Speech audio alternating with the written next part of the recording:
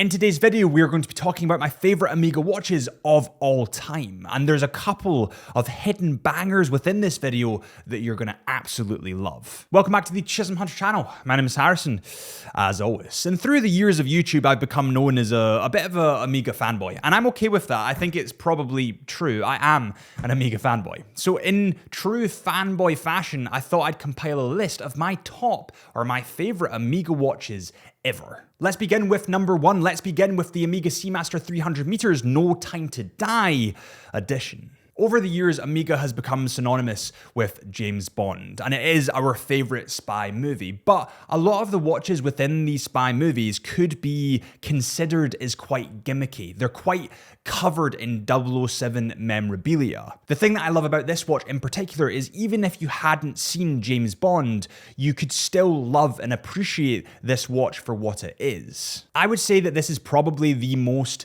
spy-like watch in all of the James Bonds. Like, it's the watch that you can imagine a spy genuinely wearing, because it's not overboard, it's not over the top, it is quite subtle, it is quite muted down, and you can see this from all the details, like the titanium, for example. Titanium's a darker metal. It's also lightweight, so it would fit a spy. It has beige hour markers and numerals, which gives it that more dulled down, kind of muted feel. It doesn't scream too loud, it doesn't draw attention, and I think as James Bond, or as a spy, you wouldn't want to draw attention, but you would still want to seem classy, like you fit in amongst those people. This watch comes in at 42mm, 13mm in thickness, and 49.6mm lug to lug. It has the Omega Caliber 8806 movement, which is entirely automatic with 55 hours of power, and it does have that mesh bracelet. And I think this is probably one of the only watches that mesh bracelet really works with. This watch comes in at £9,500. At number two, in 2004, back when Watches and Wonders was not Watches and Wonders, back when it was Basel World and all the brands used to get together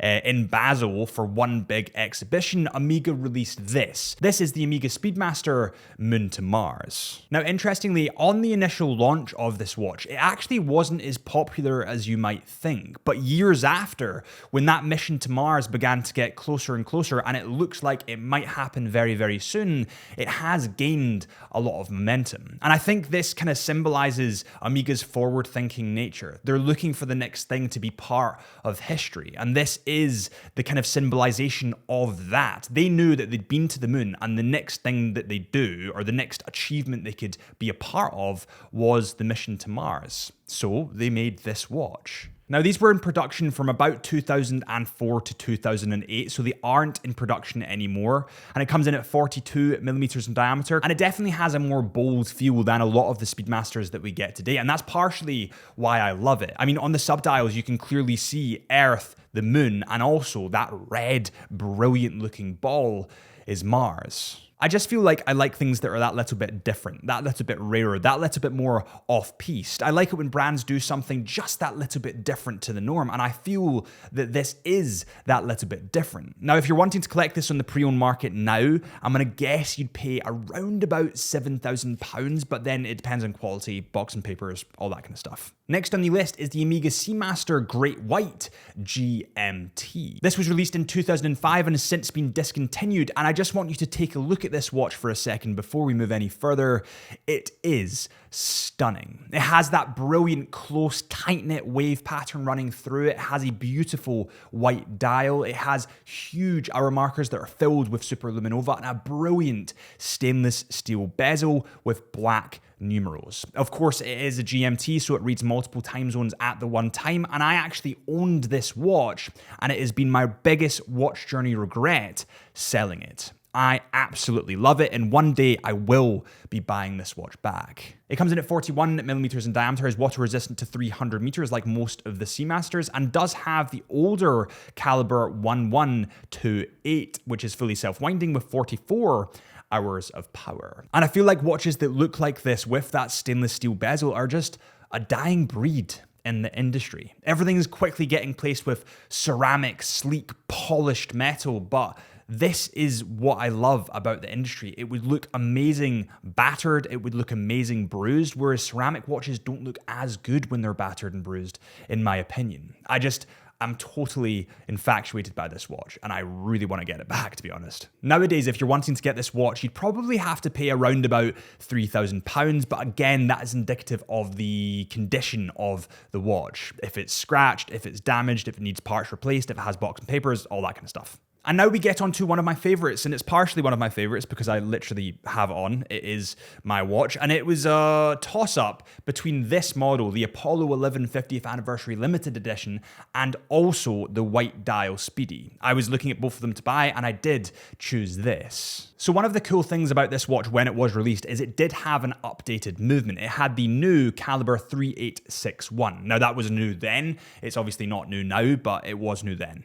This watch literally just has so many limited edition flares and throwbacks to history. It's awesome. So obviously being part of the Apollo 11 mission, when you look at the 11-hour mark, it has 11 above it instead of just the baton kind of dial that they normally have. On the sub dial, you do have Buzz Aldrin, that famous picture of Buzz Aldrin on the moon. And when you flip this watch back, you can see that it has Buzz Aldrin's footprint, and also that's one small step for man and one giant leap for mankind. Now, the alternative variant to this was the 18 karat gold Moonshine Gold, the full Moonshine Gold variant. Now, one reason I didn't get that model is because I just can't afford it. And the next one is I do think it's kind of bypassing buying the watch for the movement and the history and buying it just because it looks a bit more flash. I thought it was just a bit too much. I like the kind of accents of gold rather than being full gold. I feel like I bought this watch more for the appreciation of the watch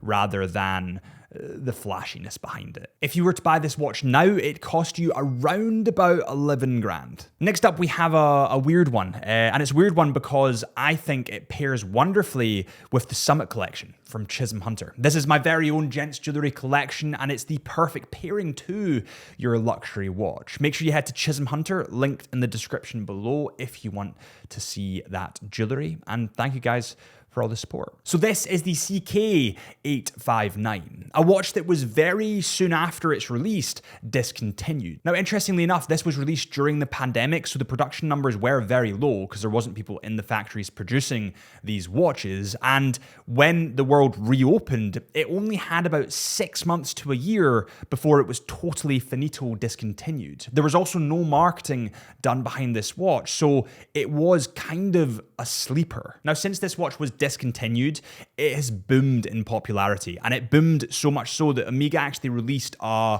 Olympic Games edition version of this model with gold, silver, and also bronze in it because that's the medals you can win. But I wasn't as keen in that because I don't have an affiliation to the Olympics as much, whereas this is just gorgeous. It comes in at 39 millimeters in diameter, 11.7 millimeters in thickness, 46.2 millimeters lug to lug. Comes in silver and also has a full silver dial with blue anodized hands and a second track. It's a manual wound movement, so you do need to manually wind it. It's not automatic.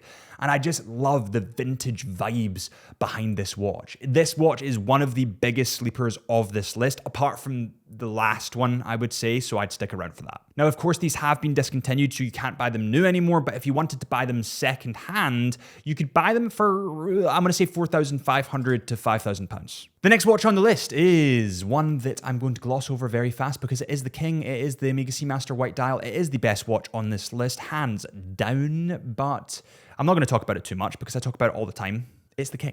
By the way, before I go on, let me know in the comments what your version of the king is. Everybody has a king in their collection or of a certain watch brand. Let me know in the comments what your version of the king is. Also, I will be doing a second part to this video with more vintage Omega models. So if you want to see that, make sure you hit that subscribe button. I'd really appreciate it. The support means a hell of a lot. So thank you guys. Next up, we have a collection that Omega neglected over the years a little bit. Until recently, until they launched not this, but they did launch different versions of the Railmaster. It's a collection that has kind of been overshadowed by the Seamasters, the Constellations, the Moonwatches, everything in between, but it is a banging sleeper of a collection. The one that I've gone for specifically is this, the Amiga Railmaster 38mm 1957 Trilogy. This watch comes in at 38mm in diameter, 12.7mm in thickness, 48mm lug to lug, and it also comes in at 7,100 pounds. This was actually a 60th anniversary tribute to one of the 3 classic timepieces released in 1957. This model is limited to 3,557 pieces, and it's based on the original anti-magnetic watch designed by those working close to electrical fields. Please remember that that's where the Railmaster came from. It literally came from being highly anti-magnetic for people working close to electric fields. That's what its speciality was. Now, of course, when the watch industry started moving up, as everything always does, everything became anti-magnetic. So the Railmaster wasn't as relevant to society because you could get a diving watch that was also anti-magnetic. But that's a cool bit of history. Part of the reason why I love this watch is because it looks so vintage, but it is new. I can imagine this watch aging like extremely gracefully. I love the kind of muted down, almost brown looking dial combined with those beige hands and polished metal on the outside. And I love how small that face looks. The Railmaster to me just is a total sleeper. Now, whenever anyone talks about Amiga, typically they talk about the classic Speedmaster Moonwatch, but not typically, or untypically is not typically a word, probably not, but it's not typical for people to talk about different projects, different hidden missions, secret missions that NASA and Amiga were part of. And this is where the Alaska project comes in. In 2008, the Speedmaster Moonwatch Alaska project was released as a reissue of a very obscure Amiga watch, or watches from the past. These were big, chunky, massive, red-looking things that are kind of cool, but also wild. The 2008 model, this model combines elements from both these kind of obscure, weird watches from the past and kind of merges it with technology and the style from 2008, from that time period. As a result, you probably get the sexiest Speedmaster that I've ever seen. I would actually go as far to say that I would definitely pick this model over the new white dial Speedmaster. Not because it's any technically better, but just in terms of design, I think that this has so much more pop and flair, and also it's feeding into that brilliant white dial that I kind of love, and I am a fanboy and heavily biased towards, white dials, so hey ho. Now, because of the unique looks and history, and I have gone over the history in more detail in another video, but it rose to fame as one of the most collectible Speedmasters out. Everybody wants it. Now, as a result, you can probably pick it up for, I'm going to say £8,000 on the pre-owned market. On the list next, we have a newer watch. It was released at the end of 2024-ish, I believe, from memory. It is the Aquaterra. Well, I think people were calling it the Blackquaterra or the Black Pearl. There was tons of names thrown around, but it essentially is just this beautiful lacquered black dial. It looks insane, and it just goes to show that boring is better. Now, there were 3 iterations of this watch released. You do have a 41mm variant, a 38mm variant, and a 34mm variant. I would personally go for the 38mm variant because I think it fits my wrists perfectly, and it has the perfect combination of dress and functionality. It's not quite as functional as the Amiga Seamaster, but it is a lot more dressy, and it can be worn probably to more dressy situations.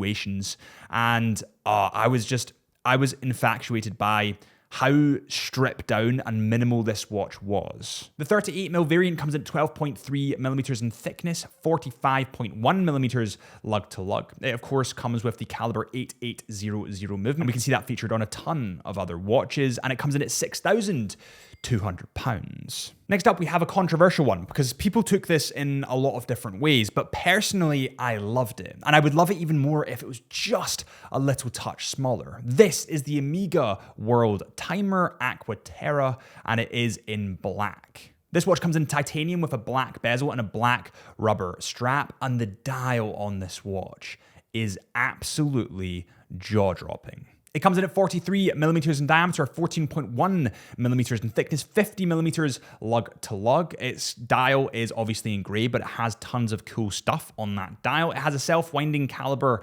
8938 movement with 60 hours of power, and it of course has world timer features. I love this watch for two specific reasons. One is for the technical innovation. I think the world timing functionality and movement in this is incredible. But the next is for the design and how they've executed it. It looks so futuristic, so bold, very masculine, and I do really like it. I just kind of wish it was a little bit smaller. This comes in at £11,700, and you can still buy it today. Next up, we have kind of a weird one because I was going to say a specific Speedmaster, but instead I thought I'd just say the movement instead because I think the movement is what makes it real special. This is the caliber 321 movement, and I'm sure that most of you know, if you've got this far in the video, because you'll be watch enthusiasts like myself, that this 321 movement is actually built, it's actually engineered, manufactured in a different factory to the standard movements that Omega use. And it's crafted and put together by one person. The same person builds the entire thing. A lesser known fact though is that each caliber 321 is actually assembled twice. The watchmaker will essentially put it together, adjust it, regulate it, and then disassemble it, clean it again, and assemble it. It's honestly wild, and that's why you're paying so much more for this movement. Now, there's obviously famous facts about this movement that makes it so popular. For example, the first watch worn on the moon actually had the 321 movement in it. But yeah, any watch that's fitted with the 321 movement is an absolute banger, and I love the throwback to history. I love the kind of facts and detail around the craftsmanship of the movement. I just love everything about it, and I think it is just exactly what Omega stands for and should be. So I don't want to give a specific watch, but anything with that 321 movement, banger. The next watch is one that you won't expect. And it's funny, when people come on the podcast, the Into the Mind podcast, which is my podcast, often I look at their wrists. And we have had quite a few military people. Let's talk about Brian Wood for an example. Now, he's actually had a movie made about him, about the Battle of Danny Boy, which he was involved in. And also he wrote a book. He's quite a famous guy. He came in and he said that he loved Omega. So instantly I was thinking, right, we've got something in common here. I can talk to this guy. You know, what do you wear? It must be a Seamaster 300 meters. And he goes, no, it's a Planet Ocean. And he said, his words were, I felt like the Seamaster was the pretty watch, but the Planet Ocean was the do-it-all functional watch. It's the one that could actually get battered, bruised, and live. And I think he's probably right. The Seamaster 300 meters is the watch that you buy when you probably aren't going to do the things that it could do. Whereas the Planet Ocean is the watch that you buy when you're probably going to put it through its paces. And that's why the next watch on the list, it's kind of an ADHD way of saying it, is this model. The Planet Ocean is 600 meters. It comes in at 43.5 millimeters in diameter. It's water resistant, of course, to 600 meters. It comes in at 16.1 millimeters in thickness and 49 millimeters lug to lug. And most of these military guys are bigger guys, right? So they kind of suit bigger watches. And I do think that the Planet Ocean is often overlooked in the industry, but it shouldn't be, because it is the functional do-it watch. That's what I would describe and label that as. It comes in at £6,700. Thank you guys so much for watching. If you have enjoyed, please consider hitting that subscribe button or follow our Instagram at Chisholm Hunter Watches or my Instagram at HB Lifelens or our podcast, the Into the Mind podcast, and I'll see you guys real soon.